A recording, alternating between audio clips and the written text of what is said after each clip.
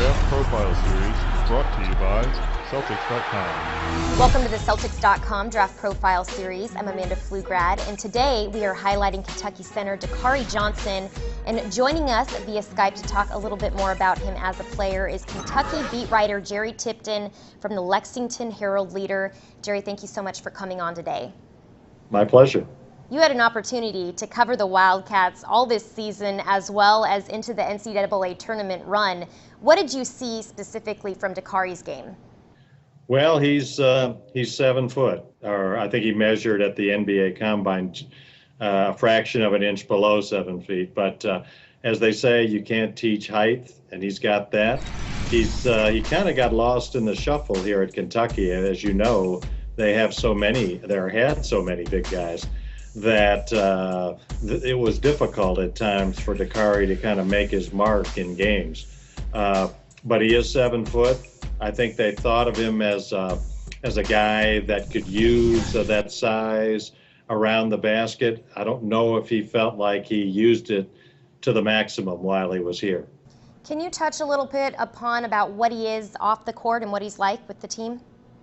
He seems like a pleasant guy, and when you talk to his teammates, they immediately talk about his sense of humor and how he'll cut up some and have a witty remark to make, maybe unexpected at times. So, he seemed popular with his teammates. Certainly he didn't seem like a sourpuss. Whatever playing time he was getting or not getting, you really didn't see any sign of him being disgruntled about it. Well, Dakari is known for being both strong and forceful in the paint. How do you see that translating to the NBA level? Well, he's got the size. I keep coming back to that because I think that's his main attribute.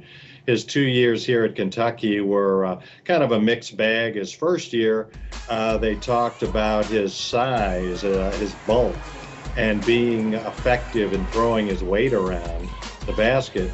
And then his second year, they talked about how he had lost weight and trimmed down and could use speed to be effective. And there were games where he used his speed to beat the other team's big guy down the court and score in transition.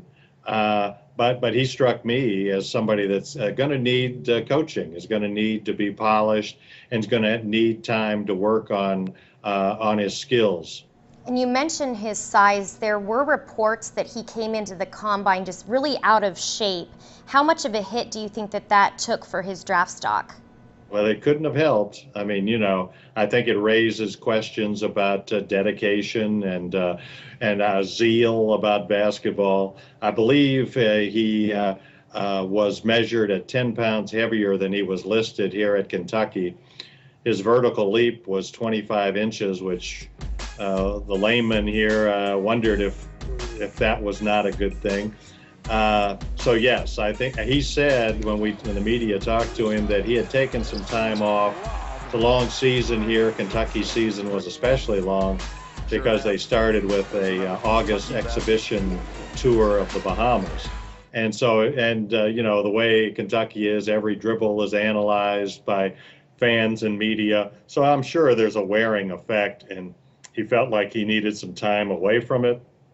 So maybe that was a contributing factor to coming in 10 pounds heavier than he was listed here. Yeah, he had also mentioned that he hadn't really started working out until a week before the combine as well. Right. He didn't play in the games in Chicago, so maybe that was one reason why. Well, just a great crop of talent at Kentucky. He was able to practice and go against Willie Cauley-Stein as well as Karl Anthony Towns. How much do you think that benefited him? Well, I think it gave him a taste of NBA competition, or NBA competition to be, and so that has to be good. There might be less of a sticker shock when he gets to the NBA than there would be otherwise. I'll be interested to see. I think that there were times when, of course, he would get double teamed and there wasn't room to operate.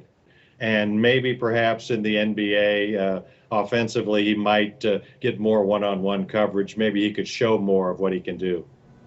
All right, Jerry. Well, thank you so much for joining us. We really appreciate your time. Take care.